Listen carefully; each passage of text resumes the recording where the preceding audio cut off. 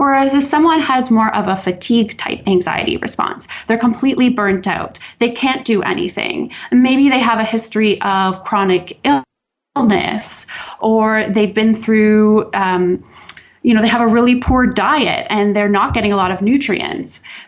That's when maybe we start with something like a mood nutrient panel, where we're getting a feel of where their vitamin status is and trying to really bring some nourishment in, encourage better, sort of from a Chinese medicine perspective, that heart-blood deficiency, and looking at that as more of the root cause. This is the Entrepology Podcast, the podcast where we optimize the bodies, brains, and lifestyles of entrepreneurs, go-getters, and world-changing innovators.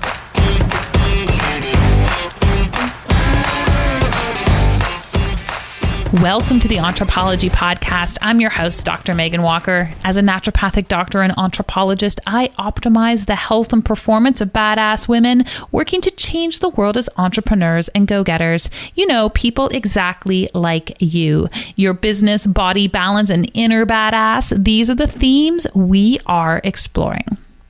So my guest today, Dr. Katie Thomson Aitken, is a naturopathic doctor, and she focuses almost exclusively on the management of anxiety. And not only is this something totally topical because, well, I don't know, we're all going through a global pandemic, but in particular, when we're talking about the entrepreneurial population, the notion and idea of anxiety is actually one of the most pervasive symptoms, if not conditions, that we encounter.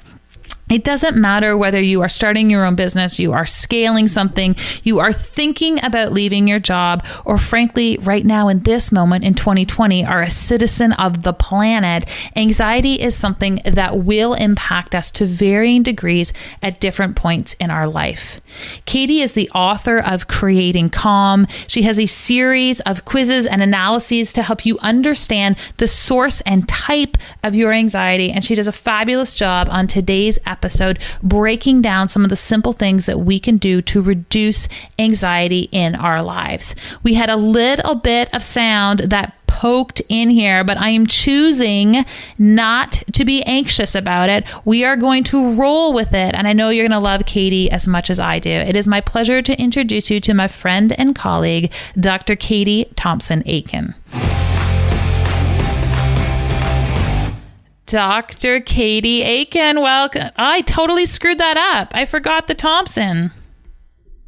Yes? Damn it. I've never restarted a podcast before. My team's going to be asking what's going on. Okay, let's start this again. You ready? Yes. And it's Thomson Aitken, yes? Or yes. Aitken Thomson. Okay. All right, let's do it again. Dr. Katie Thomson Aitken, welcome to the Entrepology Podcast. Thanks for having me, Megan. I'm super stoked to have you. And we have such a timely and important conversation that we are going to be pulling apart today. We're going to talk about the epidemic of anxiety, and notwithstanding the fact that we are in the midst of a global pandemic and recession and all the other fun things that encompass 2020.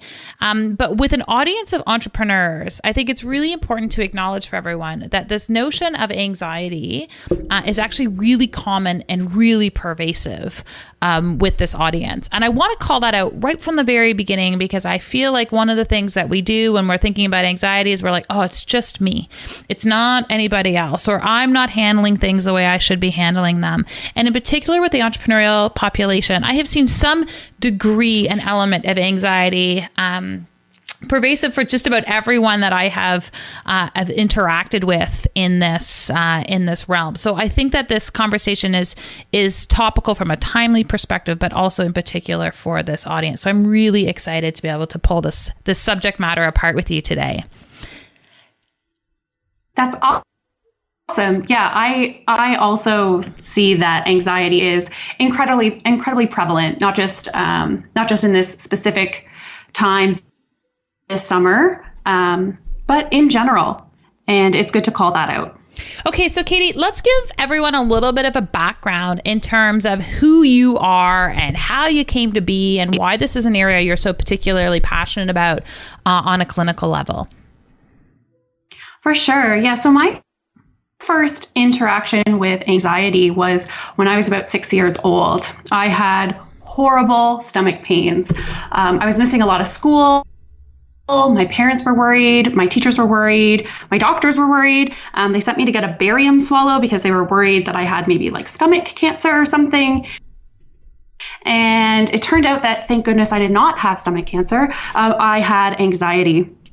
And that followed me around with stomach aches and a variety of other concerns. But that's where my anxiety goes, to my stomach.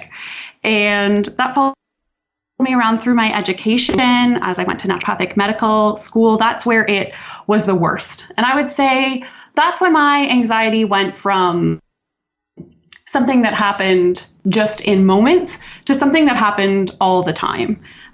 There was a while there where I was sort of looking literally behind my shoulder as I walked home from class, just in fear of really nothing. It's not like anything had happened to me or there was a reason for me to feel that afraid. I just was. And it was around that time that I started testing different things out on myself, trying to get to the bottom of my anxiety and seeing my own naturopathic doctor.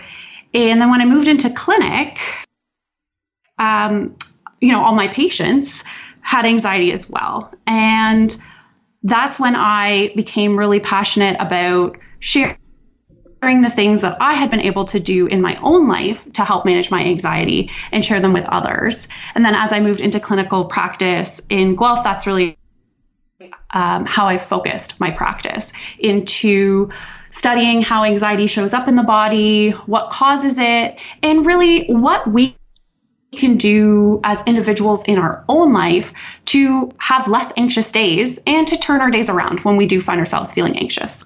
Can you define for everybody what anxiety is? Because I have found clinically one of the biggest challenges is that we kind of take it for granted what a different condition is, or in this case, a label might be.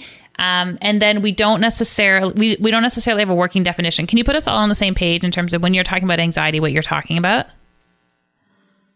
For sure. So when it comes to anxiety, I think it's important to separate out the feeling of anxiety, which is something that's universal, that we all experience, from an anxiety disorder, or where we might diagnose someone as having anxiety. So anxiety as a feeling is a universal human emotion. Everyone experiences anxiety, and it's designed to keep us safe. It's part of our body's check system to go, oh no, this could be dangerous. I need to change something that's going on here. And you might think, if you're standing by a road and a car comes by very close to you and you sort of feel anxious, take a gas, step back, that's you keeping yourself safe from the traffic. And that's a normal and healthy expression of anxiety. The problem comes when we get stuck in that feeling. And rather than just that momentary of increased heart rate or taking a big gasping breath, our nervous system is turned on to be hypervigilant all the time. And this impacts people's ability to, leave the house without checking behind their shoulders or checking that their doors are locked, checking the route that they're going to take 4 times, and then also can show up in the body in intensive digestive pain, in headaches, in body pain, and really get in the way. And that's when it's an anxiety disorder. What is happening physiologically with these anxiety disorders? Because I've had the opportunity to work with people for a really long time. And one of the frustrations I have seen on the faces of people who are struggling with this is they're like, people are trying to coach me out of it. They think that this is all in my head and I just need a new strategy to get around it. Can you give people some context on a physiological level in terms of what is going on with respect to anxiety, in particular when we see it in an anxiety disorder? For sure. Yeah, so there can actually be a lot of different things happening in the body that get lumped into the experience that we collectively call anxiety. And so in that first example where we talked about anxiety as a normal response, that is your nervous system moving to the sympathetic nervous system. So rather than our parasympathetic rest and digest, where we're hanging out, feeling cool, we're moving into that sympathetic nervous system where our heart rate's increasing, our respiration rate is increasing. I call this the getting ready to run from a bear situation. Because everything that happens in your body, your heart rate going up, your liver's like pumping out sugar so that your muscles have everything they need to run from this bear. And that's what's happening inside the body during a helpful anxiety moment or during a typical anxiety moment. But that is not the only way that our bodies experience what feels like anxiety, because we can also experience this feeling because our blood sugar was really high and then it crashed. We can also experience this because our thyroid is dysregulated. So there's and you can experience it more often based on your stress hormones and cortisol. So there's lots of different ways that can create a sensitivity and that same type of feeling. Okay, so fair enough. And if we're having an individual who is feeling anxious, or who even frankly is managing an anxiety disorder, where are they starting with this piece? Because I feel like what we've done is we've created sort of some common ground around what can be going on in the body. But what do next steps look like? How do we move beyond that? Because for anyone who's experienced anxiety, like intermittent anxiety or momentary anxiety, sure. But when this starts to take over your life, it literally starts to seep into all elements of your life. How do you start to differentiate where it's coming from on a cause level? That's a great question, Megan. And I'm going to do my best to summarize that as I can. But you really touched on it when you said it's such an individualized approach. And so my first question is to always understand the experience of anxiety. Naturopathic medicine isn't like conventional medicine in that we don't have a single remedy that's first line for anxiety treatment. We are looking for that cause. And so to me, it really, if your anxiety presents with headaches versus if your anxiety presents with low appetite, or your anxiety comes with no racing thoughts at all, it's just body sensations of being hot and getting flushed. So that's the first clue, is to really understand how it's being experienced in the body. And from there, I use that to talk about different anxiety types in my practice. So someone who maybe has more of a defensive anxiety type, where their anxiety comes on when their back's against the wall, and they maybe get more of the headaches and that kind of symptom. For that kind of person, we might start looking at cortisol and hormones and talking about history of trauma and helping to understand why their body is responding this way if it is overreacting. Whereas if someone has more of a fatigue type anxiety response, they're completely burnt out, they can't do anything. Maybe they have a history of chronic illness, or they've been through, they have a really poor diet and they're not getting a lot of nutrients. That's when maybe we start with something like a mood nutrient panel, where we're getting a feel of where their vitamin status is and trying to really bring some nourishment in. Encourage better, sort of from a Chinese medicine perspective, that heart-blood deficiency, and looking at that as more of the root cause. Yeah, I totally appreciate that. And not everyone who's listening is a naturopathic doctor. And I think one of the things that's so important for people to hear again, because it's not something new as a concept on certainly on this show, is this idea that the labels that we have penetrated into common medicine can often be derived from so many different root causes in the body. And the labels are convenient in a traditional medical context because you have anxiety. We've got like 4 medications to manage the anxiety. We're good to go. Whereas when we start to look at things from a functional medicine perspective or a naturopathic medicine perspective, and Katie, I'm not talking to you, I'm talking to our listeners right now, obviously, what's happening is we're moving upstream, and we're really trying to understand where the mouth of the source of that river resides. And so it becomes less and less convenient to us as practitioners to be working with labels, and more convenient for us to be starting to understand things on a pathway level, on an individualized level, because that's when you're going to get that individualized approach to treatment. And anxiety is a perfect example of that, because there are so many causes. You just simply can't treat it based on the symptoms or the manifestations alone. I know, Katie, though, in saying that, that you have something that you call the pillars of performance. And these are sort of 5 foundations that everyone can have in place in order to start to overcome anxiety. Can you speak to what those are? For sure. Yeah. So that's another key point when I'm doing an assessment for someone and we're trying to get to the root cause of their anxiety. Definitely, we're looking at what their experience is and looking in that experience for clues about what further testing or what physiology we might want to look at. But for all of my patients, we're looking at their lifestyle first and foremost to understand which factors are contributing to feeling calm, stable, and balanced throughout their day, and which areas in their life do they maybe have habits where they're actually pouring fuel on the fire and making anxiety worse. And this isn't a judgment exercise. This is a let's find the starting line conversation. And those 5 pillars that we look at are nutrition, sleep, exercise, mindfulness, and connection.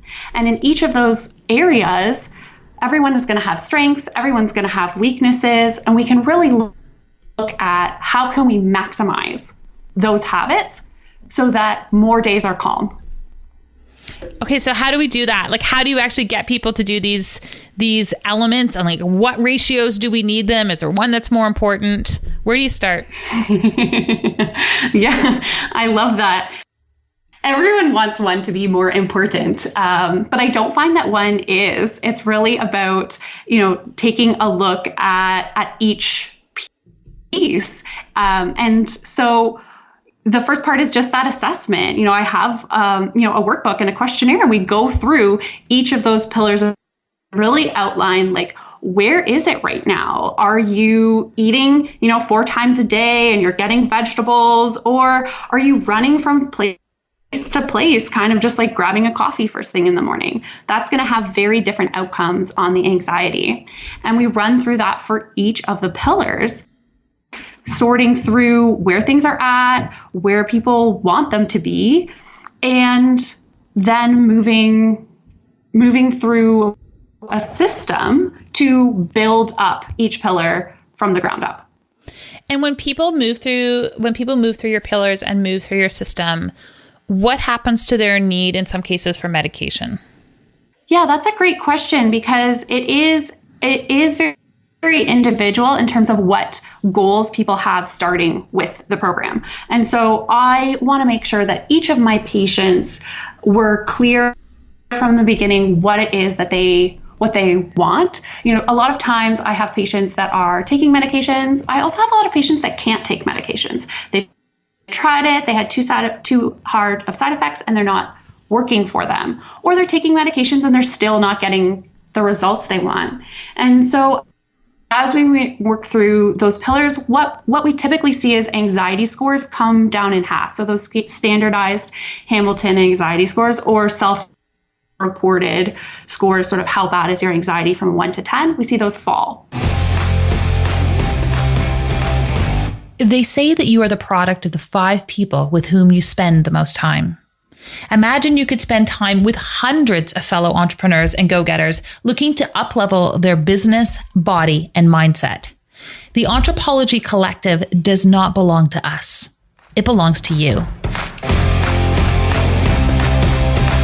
And where are we where do we start when we're doing this on our own? Like if we were to give people who've been managing anxiety some kind of recommendation in terms of things that they can do, what would you have them be doing at home? Like, do you have 3 top tips that you love to give people in terms of really getting started, in terms of their own management of the foundations of healing with respect to anxiety?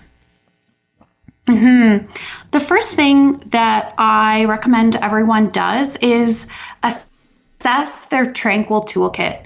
And what that looks like is taking an inventory of everything that you are doing for yourself, for your health, or that's been recommended to you in the past, and putting it out on a list and writing down, like, these are my resources that I can use every day. And I know I feel better when I do X, do Y, or do Z. So someone will say, I used to do these breathing exercises that, my therapist got me, or I learned in a yoga class, but I haven't really been doing them recently. So that's something that you can re-put on that list to just figure out, what are you starting with? And then when you get those resources that you're starting with, the next step is to look for holes. And so if you're looking and you've got a whole bunch of things to take, whether that's medications or supplements, when you're having an anxiety attack, but there's nothing in your life that you're doing every day because it makes you less anxious, it's time to fill in that part of the bubble and bring in practices that you can do on a day-to-day basis that help you feel more calm. Can you give us an example? Yeah, for sure. Yeah. So a meditation practice is a great example that gets a lot of eye rolls, but really isn't as bad as that. Because it's really great to just take a moment to sit with yourself. It's a really scary and difficult thing to do when you have a lot of anxiety. A lot of times that comes up when the world stops. And so you need to make sure that this is, something that's safe for you to do.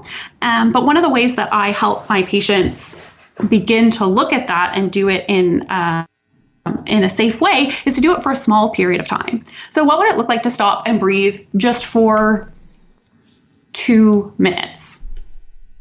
Are you asking me? Yeah, sure. Well, no, I mean, listen, I totally hear that. I totally hear that piece. And I agree with you that I think for a lot of people, everyone's looking for a big ticket piece, right? They're looking for this big, like the natural pill, the like one solution that no one has mentioned to them yet. And I love that you say this, like, you just need to sit and you need to feel your breath for 2 minutes, because I feel like people will navigate and circle around this solution for years without ever stopping and trying it. Has that been your experience? Yeah, it is. It's a tough one. It's been my experience with my clients. It's been my experience personally. I fall in and out of my meditation practice as I grow and learn and trust in it. And it's definitely something that is challenging to do in our culture, where we reward ourselves for being busy, for accomplishing things. It's really hard to find the reward in sitting and doing nothing. But there's so much gift in that time of just being. And when you can find the peace in just being, it helps build that self-worth and move the anxiety beyond having to achieve to be valuable, having to achieve to be worth something or to even belong. It creates the environment where it's okay to just be. Yeah, I think there's a reason that when you talk to, I'm going to just label it high achievers, I have found that as I cruise along, and it's probably also the circles that I cruise in, that more and more of them actually have become not only reliant on meditation as one of their performance tools, but the universal sentiment is once you kind of cross that threshold and become a quote unquote meditator, like when it becomes part of how you manage and up level everything you do, I don't find like anyone goes back. Like it's kind of like a one-way door. Like once you've really learned how to capture this, it's like movement or eating vegetables. You're like, once you realize how good you feel in vegetables, you never go back to potato chips. No, it's so true. It really is a beautiful way to up level. And on the anxiety piece, it's like a superhighway. It moves you to that connection and that oneness where you can't be in anxiety when you're also in a state of love and compassion. Do you think people can remedy anxiety without meditation? Yes. I do because I've seen people get better and not meditate. And so I wouldn't say that it is the only way, but if someone's not meditating, I think they have another way of experiencing peace of mind and oneness. So I think there's two things that meditation does for us. Well, there's a lot more than two things. So, but the two things that I wanted to talk about was like what it does for our brain and what it does for our spirit. And I think if you can find ways to have both of those experiences happen, you don't necessarily need to meditate. So if you have a really great exercise practice, like you're a runner and you love to run, and when you run, you think of nothing but your breath, yeah, that's going to have some pretty similar brain activity to the sitting and the meditating. And then if you also have a way where you are out in nature and you are noticing how incredibly beautiful this planet is that we get to live on, and you soak that in, I think you can get some of those other aspects of meditation as well, that heart and spirit of it. So I don't think it's a one-size-fits-all solution where everyone has to meditate. Yeah, but I think that this notion of mindfulness and centering is one of those things. It's kind of like saying, can I have health without eating well or without moving my body? Like, sure, like you can maybe out supplement it.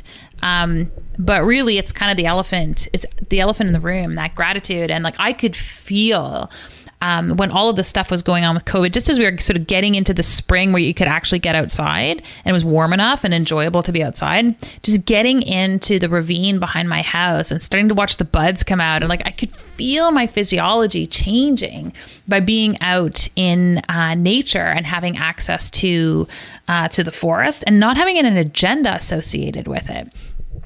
It was actually an incredibly powerful exercise to go through ourselves as a family in terms of being able to manage this piece, because there was anxiety that was happening in our family. We're all in uncharted waters right now. So I think having access to these tools is so timely and so important for so many people.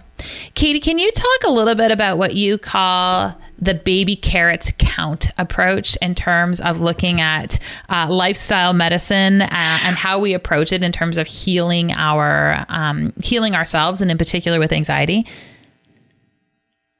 For sure. Yeah, I forgot that I'd said the baby carrots approach, which is what I call it. So that makes sense. But the thing is especially with anxiety, we have a lot of perfectionism. And I talk to so many people where they aren't following their meditation plan, or they aren't following their exercise plan, or they're not eating a ton of vegetables because they feel like they can't do it perfectly. Like if I can't have the kale and quinoa salad with 14 vegetables on it for lunch, then I might as well just go to McDonald's. Like if I can't do it, it's not worth trying. And it's actually the complete opposite, where any little bit that you can do makes a difference, particularly when it comes to managing anxiety and managing mental health. And so if you are, hitting the fast food drive-through and you get home, grab some baby carrots. Like they count as a vegetable. If you're feeding your kids something quick, eat what they're eating if the option is not eat. And yes, we don't want to stay there. We want to up level, and we want to get, the best possible nutrition into our brains and bodies. But it's important to start where you're at and to not give yourself the small wins, because it's not perfection. Well, I will just share with everyone, so we're all really clear. I still eat baby carrots because they're fast and there's fiber and there's usually hummus on the end of them. And I think it's a really great approach, because we get paralyzed in this need to do things perfectly. And then we go to our practitioners' Instagram account and they're doing like these advanced maneuvers with respect to health. And it's really easy to quickly feel like you can't access that perfectionism or do it properly, which are also things that I see sort of hallmarked and encapsulated with those individuals who are managing anxiety. So it's kind of this unfortunate it's irony. Paralyzing. Yeah, absolutely. So I love this. I love this approach, and a little bit is always better than none, right? Trying is always, and the more you do it, and it should be something you have fun with. Health is not about a new layer of achievement. Health is the enabler of all the other things that you want to have going on in your life. So it requires a different perspective and a different attitude as we start to unpack it. Katie, I know one of the things that you talk about when you're managing anxiety and you're working with patients are different stress response types. And I know you've got some cool ways that you assess this with people, but can you talk about that a little bit so that people can start to have a sense of like who they are with respect to their anxiety? Yeah, so I alluded to those a little bit earlier when we were talking about assessment pieces and how do we determine, who gets the mood nutrient panel and who's most important that we do that cortisol assessment. And one of the ways that I do that is looking at each individual stress response type. And so I have a quiz that I have my patients go through, and it looks at not what the stressors are in your life, but what do you do when you start feeling stressed and anxious? Are you yell it out kind of person, or are you a crawl under the blankets and hang out with Netflix kind of person? And when we look through that, I divide people to 3 different types. So the first is defensive anxiety, or a defensive stress response type. And those are the people that when things get stress and anxious and all those feelings come up, it's like back against the wall, very defensive. It's like they've got their sword and their shield out, and that's what their anxiety is doing for them. It's keeping people away and it's keeping them safe. The other group of people are the fatigue type anxiety and the fatigue stress response. And that's the people that shut down as soon as things get anxious and overwhelmed. That is the send me to my bed. I'm going to hide under my covers. Maybe I'll watch some Netflix. Maybe I'll nap. Let me out when this is like better and less stressful. And then the third type is the decision type anxiety. And this one really comes from where, it's funny, I've been seeing it so often with this pandemic. And traditionally, this was a type that I didn't see as often in my practice. I saw it in people in life changes. So students, retirees, and new moms were the ones that had decision type anxiety, because it's from a lifestyle change where all those things that were keeping you calm in terms of your routine and habits all gets disrupted. And you're to make so many decisions, even just to move through the basic lifestyle tests, that you're completely anxious and can't make any other decisions.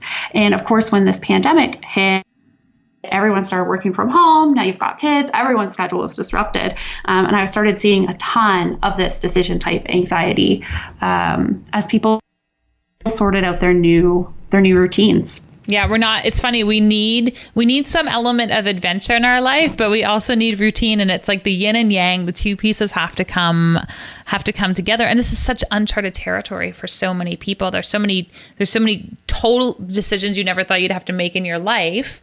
And I know there's days I've just had decision exhaustion with respect to all the new things that we have to manage. When we're looking at all of these different pieces, Katie, and we're giving people a sense of where they can start and sort of audit their own lives, are there things that people are doing that you commonly see in your practice where you're like, oh gosh, like if I could just tell people these 5 things that we could reorient, like maybe it's 8 cups of coffee a day. What are some of the things that you're seeing just really consistently and pervasively amongst people who are dealing with chronic anxiety that you would just love to change? Like some quick wins we can give this audience. Yeah. So definitely you need food with your coffee. Like you can't just eat coffee for breakfast. That will not work well. And also coffee later in the day. May need to rethink coffee altogether. One of the things that I do is decide every day whether it's a coffee day or not, based on how much excitement is coming my way later in the day. So if it's a busy day, less coffee. Another thing that people do is like running through their day without putting any breaks in. Like it's really important to eat and not necessarily wait until you're hungry to eat. See so many people with anxiety, and it's that their blood sugar has completely dropped off because they just run meeting to meeting to meeting and don't realize that they're not fueling their body sufficiently to prevent anxiety. Another piece is like disregarding sleep and not being very vigilant about falling asleep at night and waking up in the morning in a really consistent way, especially for people with anxiety that have a hard time winding down at night.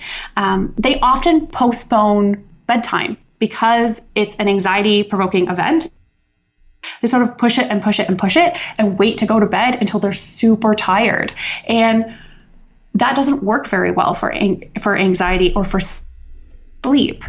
It's much better to have that routine where you're falling asleep at the same time every day so that your hormones are working with you, even if, and yeah, it can be hard, right? That's where we bring in those meditation skills. That's why we're working on, having an exercise pattern so that by the time the night comes around, you're tired enough and you've got the skills to calm down the mind. But distracting with a cell phone or pushing that off indefinitely is going to really get in the way. And then the last one that I would say is really isolating yourself and loneliness. There is so much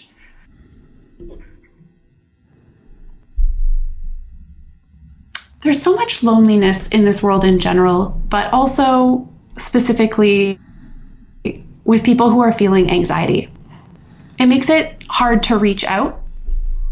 And it's so important that people do that. So if of all those things I said, if there was one thing, it would be call one of your friends. Yeah, I love that. And make time to do that. Yeah, the making time to do it. It's amazing, right? We have time to be on Instagram for 2 hours a day, but it's hard to take the time to call a friend. I will throw one on the list and I will say alcohol. I know a lot of people use alcohol to fall asleep. They use alcohol to come down. It becomes part of the routine. I think maybe a few people have resorted to it during this pandemic. But I find that is often an exacerbator. It certainly will worsen your sleep, and it gets you into a really tricky routine with respect to anxiety. I just thought I'd throw that on there. Absolutely. I agree with that. No, it's a great one. And it goes alongside recreational cannabis, which a lot of folks are using really, in my opinion, medically to help themselves fall asleep. And we have so many other options that are safer, more well-researched for managing anxiety and insomnia. Yeah, I love that. Oh, we've opened a fun can of worms on that one, Katie. We're going to have you back to do that. I want to make a transition. I left everyone hanging there like, what are you doing to my cannabis? Actually, we are going to have people who are doing that. So do you want to just quickly delve into that piece in terms of cannabis being a treatment for anxiety and in particular around sleep? Just so we don't leave them hanging. I will do my best. I will just, I don't want to leave anybody hanging on that one, but I also want to say that as a naturopathic doctor in Ontario, it is not in my scope to prescribe medical cannabis. So I will talk about the recreational use of cannabis. And in general, we don't want to be using recreational substances as medication.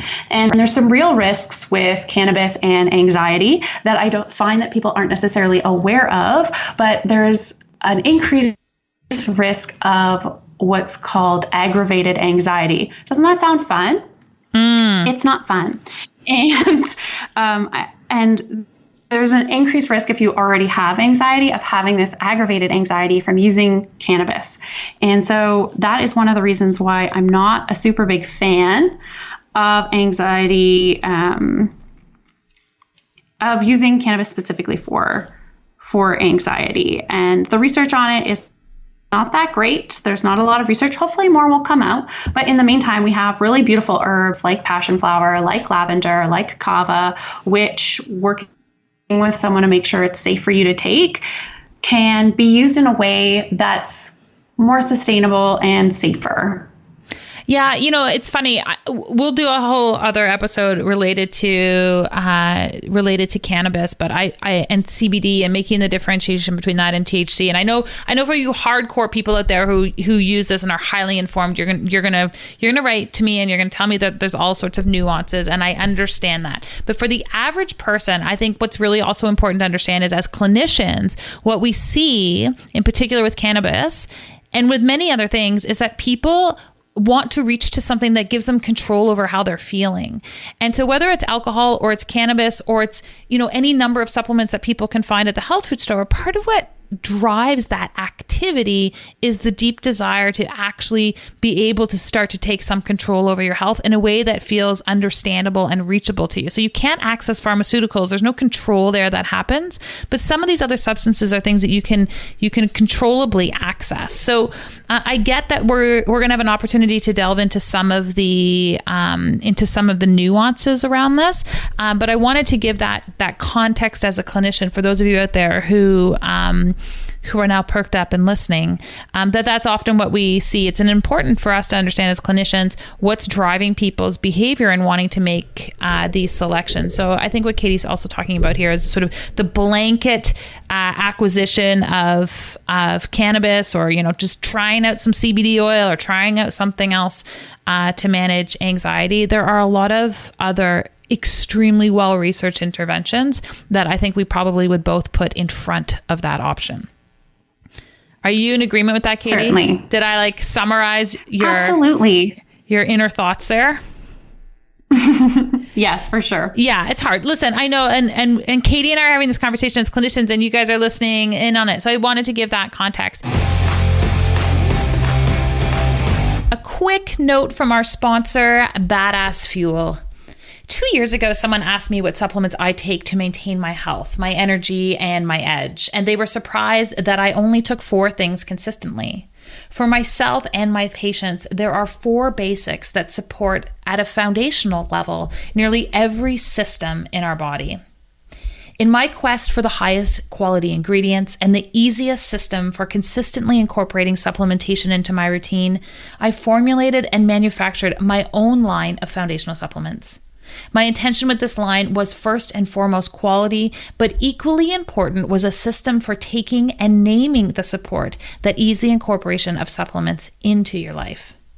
It's trusted for myself and my patients, under the guidance of your own healthcare provider, I'm excited to invite you to check out our foundational product line, Badass Basics. You can learn more or order the products yourself by visiting www.badassfuel.com. Katie, I also want to switch. I want to switch the narrative and direction of the conversation right now to something that we call our KPIs, or our key performance indicators. So just as we have them in our business, I believe that we have them in how we live our life as well. So I've got some rapid fire questions coming your way so we can learn a little bit more about you. Are you ready? I'm ready. First one, what's the most impactful book you have read during the pandemic? Ooh, during the pandemic. Dun, dun, dun. Right? Early in the pandemic, I reread the entire Harry Potter series, which was very, very impactful for me because rereading familiar material is one of the ways that I calm down my nervous system. So that was really important to me this pandemic. Oh, I like it. That's kind of cool. And that the notion of familiarity, I totally agree with that. That's awesome. That's a really cool, inadvertent little hint and tip there. Number 2, what is the one thing you're most consistent with respect to your health? I sleep. I always go to bed at the same time, and I usually wake up at the same time. If I don't sleep, I'm a mess. Yeah. I'm more anxious. Yeah, fair. What's something totally badass about you that people would not otherwise know? I would say the fact that I sang in an opera in the woods. Okay, that's pretty darn cool. Just really quickly, how did that happen? Yeah, I was in a choir, and the choir got to be the choral music for a Canadian opera by R. Murray Schafer, and his operas all take place in natural environments. That's so awesome. What do you do for fun or play? I play a lot of board games with my family. We're big board game nerds over here. I love it. And finally, entrepreneurism. Are we born this way, or do we learn to become entrepreneurs? I hate either or questions.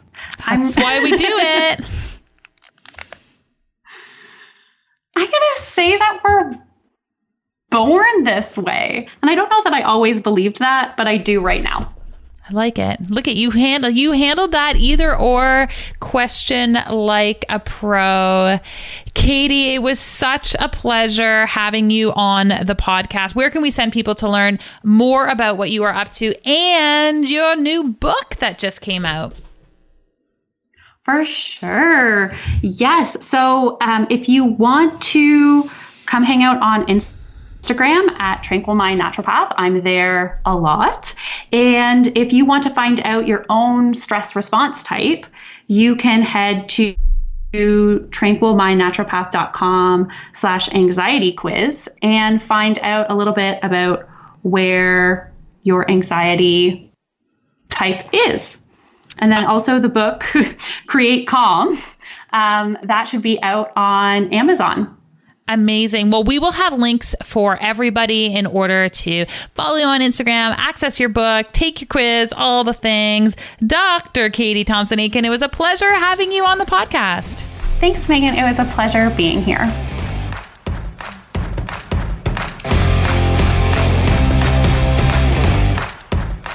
The Entrepology podcast is about leveling up your mindset, your health, and your business so you can maximize your impact in this world. To that end, we're going to begin with a new series of offerings to help you have that impact you've always dreamed of. Over on the Entrepology podcast page, we're going to start doing live broadcasts of episodes. Sometimes these will be solo episodes, and sometimes these will be with guests. This is your opportunity to interact with us live as we are recording your favorite episodes. Adjacent to our Facebook page, we also have the Entrepology Collective, a free Facebook group with hundreds of fellow entrepreneurs just like you. In the Entrepology Collective, we're going to keep you up to date on upcoming masterclasses, interact daily, as well as have new offerings like our Badass Book Club. After a 2-year hiatus, we are bringing it back. Our new April and May selections are going to be announced in the coming weeks, and we would love for you to participate in all of these new virtual offerings.